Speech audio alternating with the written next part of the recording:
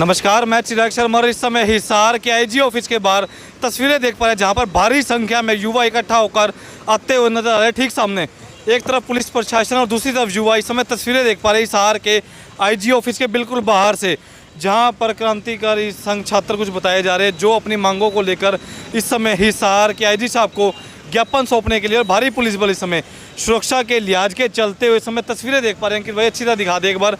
चारों तरफ हर तरफ सुरक्षा के लिहाज के चलते भारी पुलिस बल, स्टूडेंट अपनी मांगों को लेकर इस समय सड़कों पर उतर चुका है कुछ अहम मुद्दों को लेकर। एक बार पूरा मामला जान लेता हूँ कि क्या पूरा मामला है जिसके चलते हुए सभी के सभी युवाओं को इकट्ठा होकर आना पड़ा, और क्या नौबत थी, ऐसी क्या वजह थी, और आईजी साहब को जो ज्ञापन सौंपा जाएगा उसमें क्या क्या था।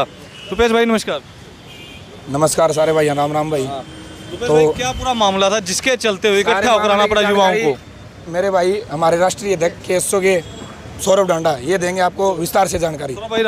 राम भाई, क्या नौबत आना पड़ेगी, सभी के सभी युवाओं को इकट्ठा होकर आईजी ऑफिस का घेराव करना पड़ा।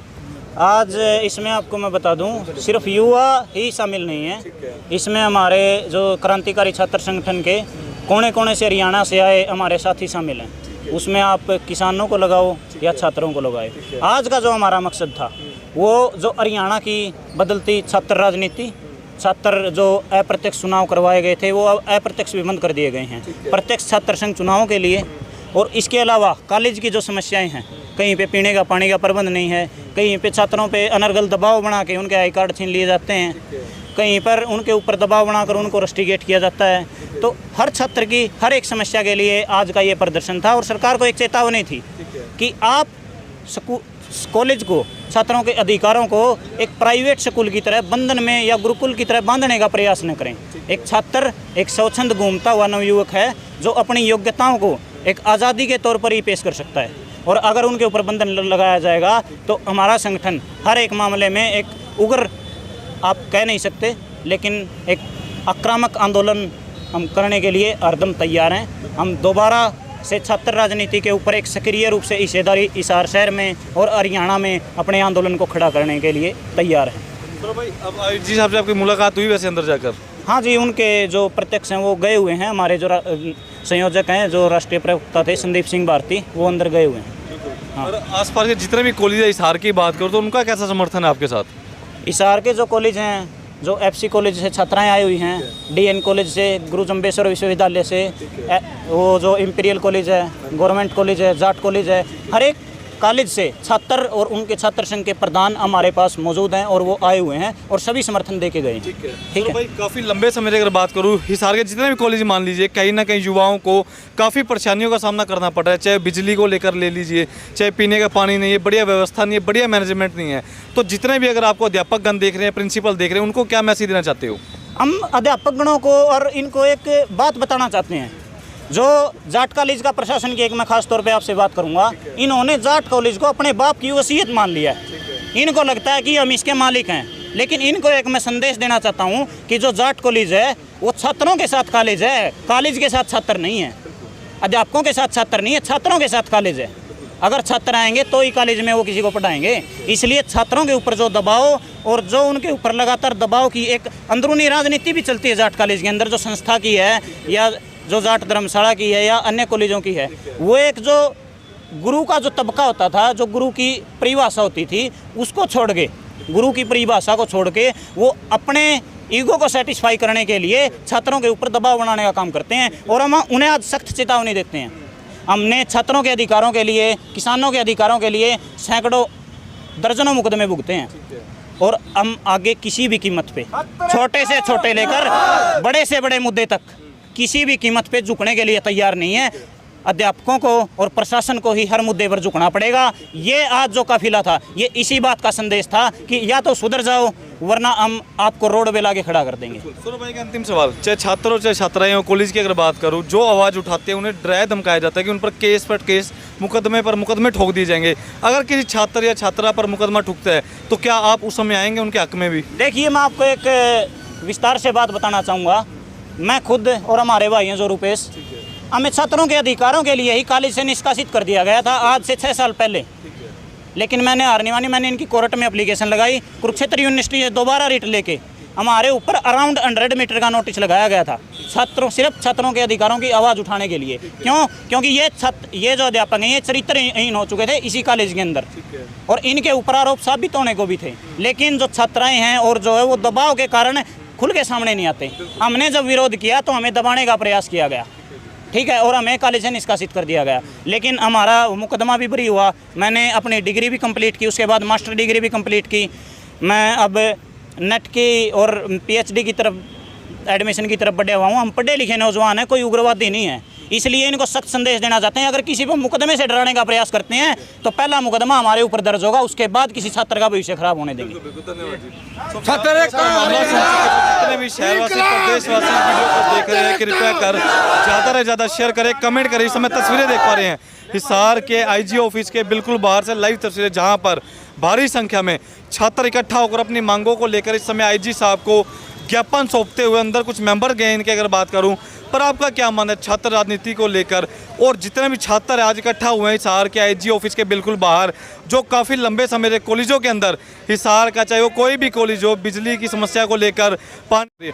सो फिलहाल पूरा मामला आप सुन चुके हैं। सो अभी प्रधान मौजूद हैं इनके, जो अंदर आईजी साहब से मिलकर आए हैं। सो इनसे जान लेता हूँ कि क्या अंदर बात रही और क्या बातों से समाधान निकल पाया। सर नमस्कार। जी नमस्कार। आपका परिचय? मेरा नाम संदीप भारती है जी, और मैं क्रांतिकारी स्टूडेंट ऑर्गेनाइजेशन का फाउंडर हूँ, आज़ाद किसान मिशन का संयोजक।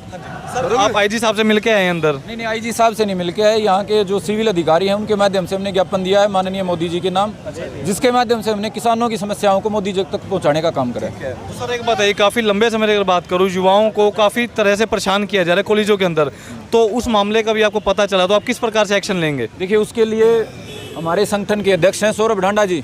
आओ जी ढांडा जी। श्री सौरभ ढांडा के नेतृत्व में हिसार में क्रांतिकारी स्टूडेंट ऑर्गेनाइजेशन दीपक डुल जी भिवानी से और आसपास के जिलों से हमारे योद्धा साथी मौजूद हैं, उनके नेतृत्व में उन समस्याओं के लिए संघर्ष होगा।